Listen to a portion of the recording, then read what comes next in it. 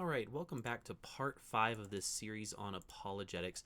And we are going to be continuing with the same kind of brand that we've been talking about for a little while now. So, right now, we're talking about this idea of trying to provide rational justifications for the truth claims of Christianity, both whenever we're making a defense of our faith to somebody else. Maybe that's a skeptic, maybe that's somebody of a different religion, any number of situations, or maybe this is just in case you are a Christian who's facing doubts and you're trying to find some rational justification to fall back onto in order to provide some groundwork for being able to fight against those doubts that you're having. Specifically, we're still in the section of something called natural theology, and natural theology is specifically looking at why theism might be true rather than atheism. So this has nothing to do specifically with Christianity versus other religions. That's something we'll get to later whenever we're talking about Christian evidences. And so when we're not using these authoritative divine revelations such as the Bible as pieces of evidence, we're turning to the natural world, things that are observable, things that are testable, but not necessarily just testable in the sense of science. We're also talking about things that are philosophically sound, things that you and I can observe or rationally believe about the way the world works in perhaps ways that science can't test, such as what we're going to be dealing with today. And so we're still sticking with this minimal facts approach in which we're going to try and use things that are agreed upon by most or all of scholars, both religious and secular. Now, that gets a little bit more fuzzy in today's conversation when we're going to be talking about morality, because morality by its own nature is something that's really intrinsic to each one of us. You and I have a set of values that we think are either right or wrong, things that you ought to do, things that you ought not to do. What makes someone a good person? What makes you a good person? And interestingly, every single one of us fails up to live to our own standard. And I mean, this gets into kind of the core of Christianity, is that every single person, no matter what standard they choose to live by, will never succeed in meeting that standard to 100% perfection. And it kind of leaves this mystery of why do we have this draw, this need to meet this kind of vacuous standard? Where does it come from? And to kind of put it into perspective, I want you to check out this video. It's been going around on the internet for some time, but I've always found it really entertaining.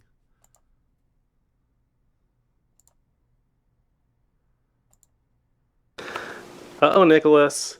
This train is going to crash into these 5 people. Should we move the train to go this way, or should we let it go that way? Which way should the train go?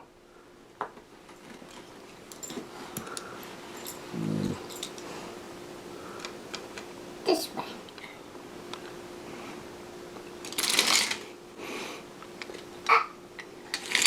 Uh-oh. All right. So that video is two things. One, it's adorable.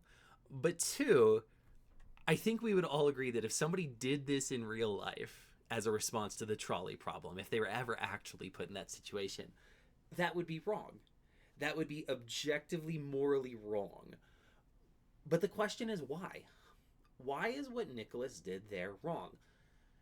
And of course, we're going to say, well, that's killing people. Killing people is wrong.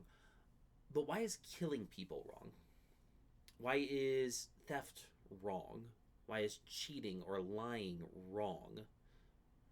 And yeah, we can argue that there's situations where those things might not be wrong. For example, killing is wrong, but if I'm acting in self-defense, then maybe it's okay now. Lying is wrong, but if the Gestapo shows up at my door and I have a family of Jews hiding under a basement, like hiding in the basement, it would not be wrong to lie to the Gestapo. There's tons of different situations where we might nuance this, but regardless of the nuance, set that aside for a moment. There are things that we just see as right and wrong. And specifically when we're looking at the idea of killing, so like we see in the trolley problem, the original trolley problem asks, is it better to not do anything and let 5 people die, or to actively intervene and only one person will die, but that one person wasn't originally in that same level of danger? It's all based on this idea that humans have value. And I firmly believe that. I firmly believe that humans, all humans, regardless of whether they're a Christian or not a Christian, regardless of their race, their sex, their mental capacity, age, any of this. Every single human has value. That's something I firmly believe. And I think most people would agree with that sentiment. Now, we can argue about the why. We can argue about where that value, like what it entails and how it's expressed. But this idea of humans having a special value, different than a horse or a dog or a cat, is widely agreed upon in our world. And we have to ask it a certain question: are we rational to conclude that? Or is this just our own human speciest bias? And so this is kind of where this moral argument springs off from. It begins with the idea that humans have value in a truly objective sense. And so we go from this idea of not just human values, but that there's objective moral values and duties. And if there's objective moral values and duties, then we would say God has to exist. So the structure of the argument would appear this way: if God does not exist, then objective moral values and duties do not exist. Objective moral values and duties exist, therefore God exists. Now, this seems very simplistic and fairly easy to refute at first glance.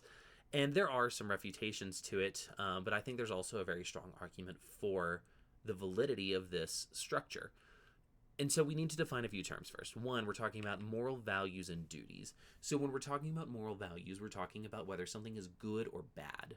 But when we're speaking of moral duties, we're talking about whether something is right or wrong. And while we often equate these two things, I think brief reflection will show that this is mistaken. Right and wrong have to do with moral obligation, what you ought to do or ought not to do. But obviously, I'm not obligated to do something simply because it is good.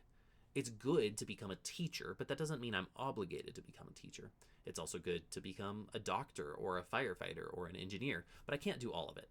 Moreover, sometimes we're forced to pick between only negative options. Sophie's Choice would be a perfect example, and this is a thought experiment that kind of grew out of World War II, where Sophie was a mother of two children. She was a Polish woman and she was sent to Auschwitz, and upon her arrival, she was forced to choose which child would go with her into the camp and which child would be sent to the gas chambers.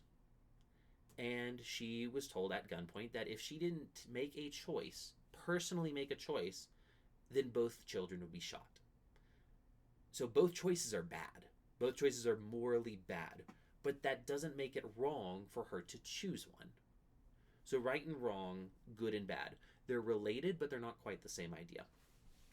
Okay, and furthermore, we're talking about these being objective.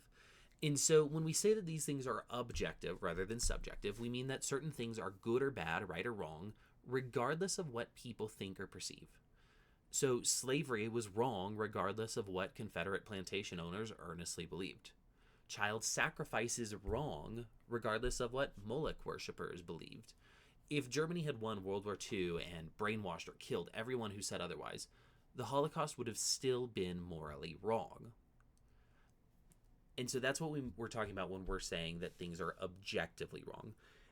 And so, like I've done before, I'm going to give you two questions. I want you to pause the video, think for yourself, come to some conclusions, and then we'll discuss. So the first question is, do objective moral values and duties exist? Because this is debated. And then second is, why do people disagree about what is and isn't moral? So go ahead and pause the video, and we'll discuss. Okay, assuming you've had a chance to pause the video, these two questions are very closely intertwined, I think. A lot of times we're going to say that moral values and duties are subjective, mostly because I think of question number 2.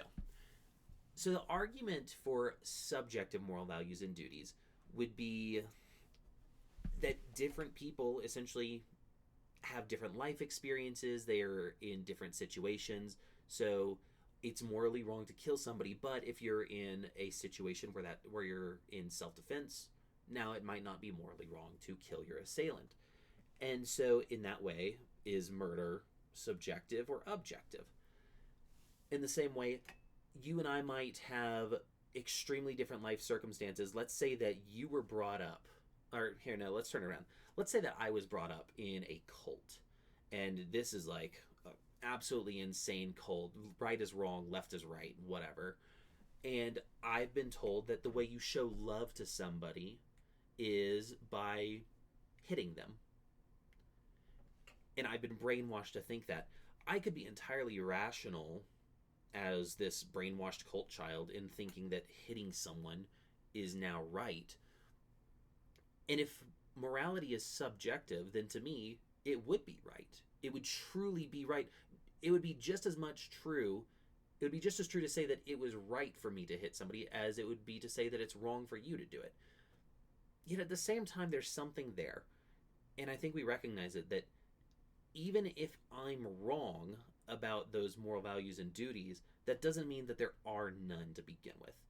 And that's kind of where we get into question number 2, is why do people disagree about what is and isn't moral?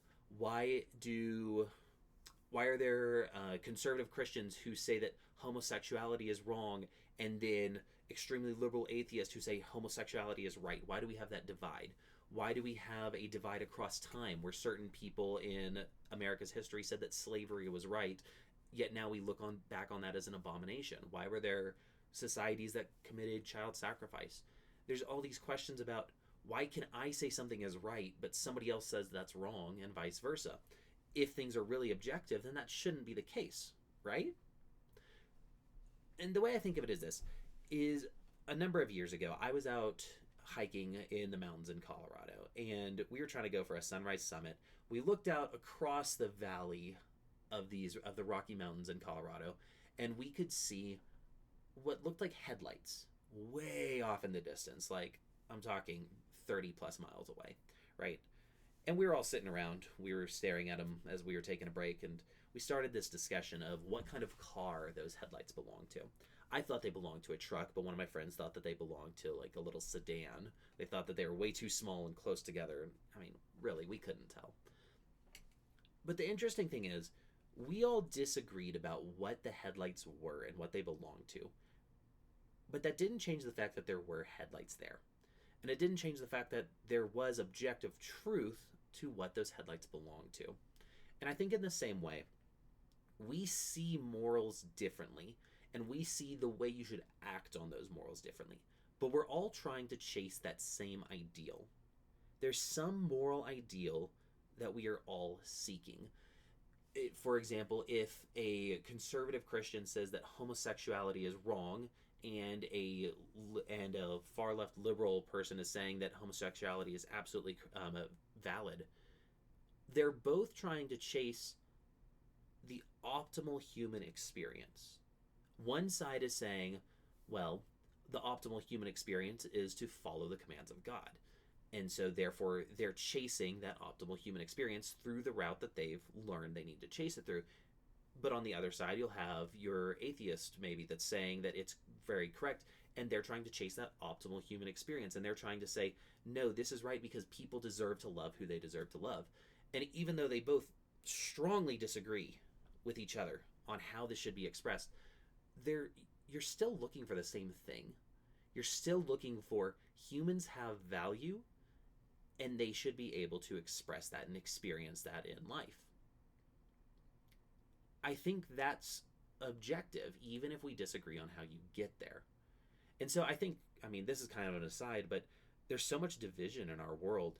I think if we really stop to realize that we're all chasing the same goal, and instead of just fighting over it, work together to try and truly figure out, is there some objective value we're searching for? And if so, how do we get there?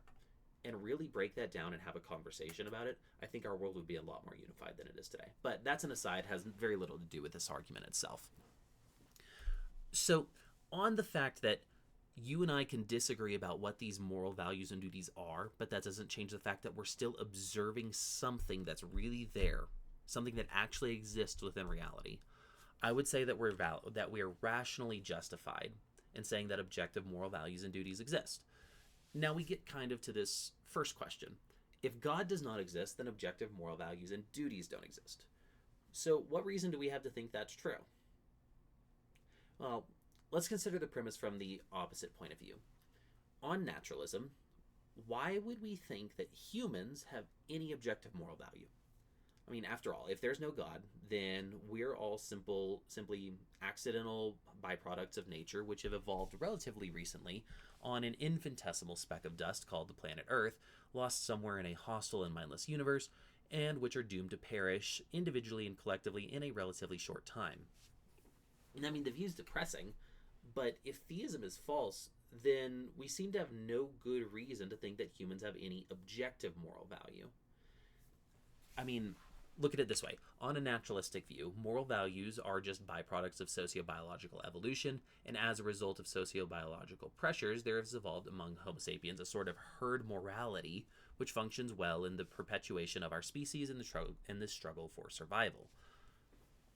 But given this view, what reason do we have to think that this is objectively true?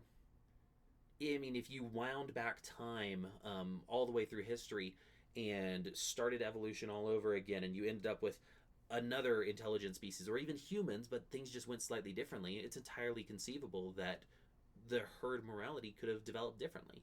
And we could have had an entirely different set of things that we considered right or wrong, good or bad. Furthermore, if there was another intelligent species on another distant planet that developed in an entirely different environment than our own, we would probably expect that they would have this different herd morality. So by that sense, it's not objective. It's simply subject to the development of our species.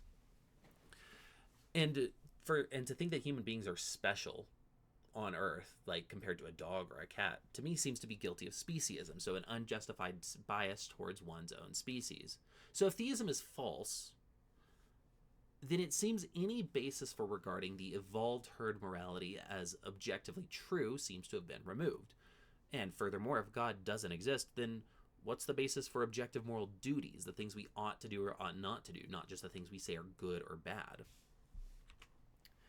And another way to look at it is something presented by ethicist Richard Taylor, where he illustrates it like this. He said, imagine that human beings are living in a state of nature without any customs or laws, no society, no structure, no cities, and one of them kills another person and takes their goods. Now, such actions, though injurious to their victims, are no more unjust or immoral than they would be if done by one animal to another. A hawk that seizes a fish from the sea kills it, but doesn't murder it. And another hawk that seizes a fish with the talons of the first hawk takes it, but does not steal it, because none of these things are forbidden. Exactly the same considerations apply to the people that we're imagining, where they live outside of society. And if that's the case, if it's the case that our morals are entirely determined by our society, then we can't say that they're objective, because they're simply subject to our societies. So without God, who or what imposes the moral duties on us? Some actions, such as rape or incest, may not be biologically or socially advantageous, and as such have become taboo. But that does nothing to say that rape or incest is actually wrong on an objective level. After all, what counts as rape and incest in human society goes on all the time in the animal kingdom. On naturalism, the rapist or the murderer is doing nothing more than acting unfashionably. Now, at this point, there's a common objection that comes up to a bit of a straw man of this argument, and I think this straw man is raised both by Christians and by skeptics alike for different reasons. The Christians, because they're not really aware of how the argument works, and then the skeptic, because the Christians tend to raise this argument inappropriately.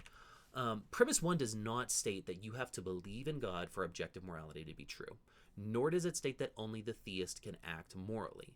Rather, it states that God must exist in order for objective moral values and duties to exist. There's plenty of atheists out there, or people that aren't Christians in any way, shape, or form, that act selflessly. They truly love people. They give generously. They go out of their way to help other people. These are all objectively good things. These are these moral values we're talking about. You don't have to be a Christian to do those things. In fact, the Bible specifically attests to that. It says, for when the Gentiles who do not have the law by nature do what the law requires, they're a law to themselves, even though they don't have the law.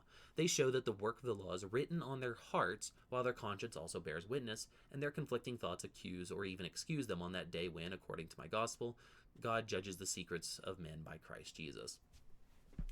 So this idea is also within Scripture. Everybody has a moral compass. Everybody has this innate understanding, except in these far aside cases where you have a sociopath who maybe doesn't actually feel any moral values. put those aside. The exception can't make the rule. Everybody feels right and wrong, good and bad. We know what's right, we know what's wrong. Now, the things we observe might be shaped by our environment and experiences, but we are still observing something. There's still something we're tuned into. Okay, and that's why the Bible, I think, goes so far to talk about people's conscience bearing witness to them. Because something that breaks my conscience might not break your conscience, and vice versa. We're still trying to stick to our conscience and do those things that are internally sensed as right and wrong. So, back to the argument. If God does not exist, then objective moral values and duties don't exist. Objective moral values and duties exist, therefore God exists. So, I find it most effective whenever I'm having these conversations to establish premise 2 before presenting premise 1, as most people will only challenge premise 2 as a way to avoid the conclusion if they can't refute premise 1. And furthermore, if somebody is innately objecting to premise 2 and they're claiming, no, all of morality is subjective, or maybe they're even claiming that all of truth is subjective, then I don't think that this conversation and this argument is going to do a whole lot for convincing them. And that's fine. That's why we have other arguments. This is one that's really good for especially Christians that are trying to find some rational grounds to fall back onto for their own faith. So with that, we're going to talk about 2 objections that can be raised for this. And again, I'm going to read the objection to you. I'm going to let you sit with it for a little bit, and then we're going to talk about it together. Objection 1.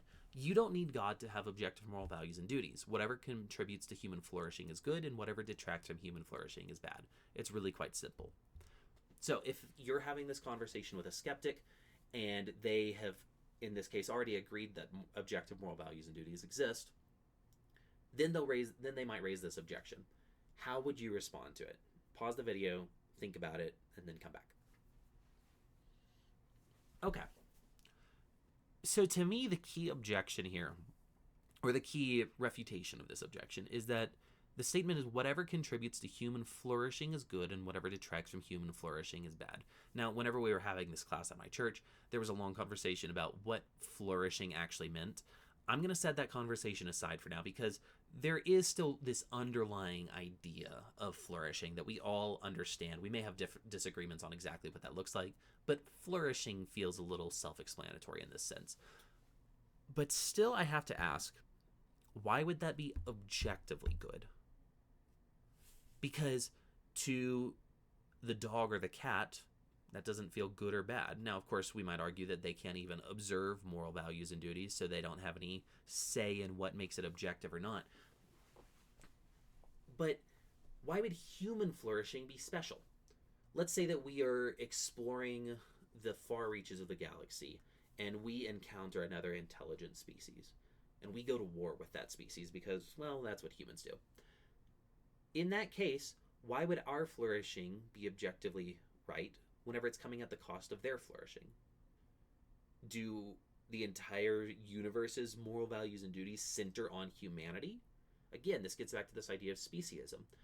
I would say that if we encountered another intelligent species somewhere in the galaxy, we would have no reason to think that we were more morally valuable than they were.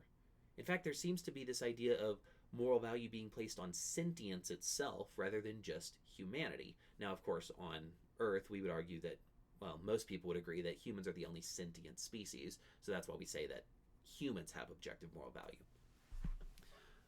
But it isn't objective in that sense to claim that human flourishing is good. Because, like I said, there's other species that this might apply to, and if those two things are in conflict, now we're kind of back to square one. So this isn't really objective in the first place. The second objection that we might run into is if you're claiming that God is the basis for morality, which most Christians will, then something is either good because God commands it, or God commands it because it's good. Now, if the former, then the command isn't objective, but it's subject to God's command. And if the latter, the objective morals aren't based in God after all. Okay, this is a little bit more of a complicated one. Take some time, replay that if you need to, think it over, and come back. Okay. So let's break this down. Something is either good because God commands it, or God commands it because it's good. So let's just start with the former. If something is good because God's commanding it, then good So good and bad, right and wrong, those are simply subject to God's command. Therefore, morality would be subjective. And so that's an interesting objection right here. We get this idea that whatever God is commanding is good or bad. Therefore, it's subject to God, not truly objective. Now, that seems reasonable in a sense, because we would say that whatever God's law is good and bad as Christians. Therefore, those seem to be subject to God's command.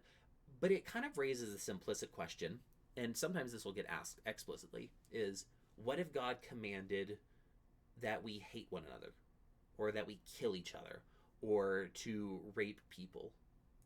Would those now be good? And that seems absurd at face value.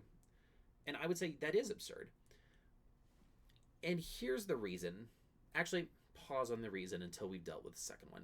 Hold these questions in mind. What if God commanded us to do...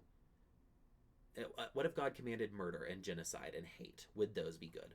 Hold those questions for a second until we've dealt with the second half. If God commands things because they are good, then they're already good before God commands them. Therefore, objective morals aren't based in God after all. I think here's where kind of the sleight of hand comes in. God's commands are not God. Okay? God's commands are an extension of God. God's commands are from God's will, but they are not God themselves. My argument against this is that when we're talking about God as Christians, we're talking about a being who is all-knowing, so omniscient. We're talking about a being who is all-powerful, so omnipotent.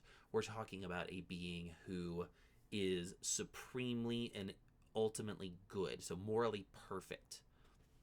Now, if there is a God who is all-knowing, he knows all things, he knows all outcomes, he's all-powerful, so he can enforce anything that power can enforce, and he's truly morally perfect, we're dealing with aspects of a being, so how much knowledge, how much power, where they are morally, that we're setting at an infinite value. I only know a limited number of things, and you only know a limited number of things. Therefore, there are mistakes that you and I might make. I can only do so many things, and you can only do so many things. So therefore, there are things that might be outside of your reach and my reach to do. And further, I don't have the answers for all of life's moral questions, but we're claiming that God does. And if there is a being who has perfect morality, is good, when we say God is good, we're talking about ontologically, good and God are equivalents in a way, or good is an aspect of God and vice versa, and also knows all things, then it stands to reason that because of these infinite values, the only commands which God could ever give are morally good. So the claim isn't that something is good because God commands it. The claim is that God issues commands as an extension from his nature. So we're claiming that the objectivity of moral values and duties are within the nature of God himself as a being. And those commands are simply God's way of communicating those to us. So yes, something is good because God commands it, and God commands it because it's good. We can, and maybe it's better to say, we know something is good because God commands it, because we know God will only issue good commands. So then if we get back to those other questions of what if God commanded hate or slavery or murder? What we're dealing with now is asking a nonsensical question, because we're asking something that's not logical. We're asking, what if this morally perfect being that is all-knowing and all-powerful issued a command which is immoral? That's a logical impossibility. It would be like asking, what if there was a four-sided triangle? And so there's no inherent truth value to paradoxical questions or logical impossibilities. So those questions really go away once you start to look at them. Anyways, this here is a classic argument that's been around for hundreds of years, if I'm not mistaken, against objective morality being based in God. But I also think it's a really good teaching point to understand that when we're claiming that God is the basis of morality, we're making a really significant claim about who God is. Now, as Christians, I think a lot of us are comfortable making that claim. But if you're going to make this argument for the existence of any God, I think that the there's kind of this presupposition that you're dealing with a all-knowing, all-powerful, and morally perfect being. So, where we're going to end today is another objection, and I'm going to leave it there. It'll actually be 2 weeks before I get to posting another video, so if you're watching this late, then lucky you, you don't have to wait. But here's where we're going to end, is on something called the problem of evil. And it goes kind of like this. If God is all-knowing, all-powerful, and morally perfect, then why do children get cancer? Either God is unaware or indifferent to their situation, or he's incapable of fixing the problem, or he doesn't view death of innocent children as bad. That's the question that's plagued a lot of Christians, and I think is one of the big questions that's driving people away from God today, is this question of, why do bad things happen to good people? Why do bad things happen to innocent people? Why does meaningless suffering exist in the world? And why is there so much of it? Why is there war? Why is there famine? Why is there death? These are questions that are really hard to deal with, even if not intellectually, on an emotional level. And so in 2 weeks, we're going to pick up with this question. Thanks for watching.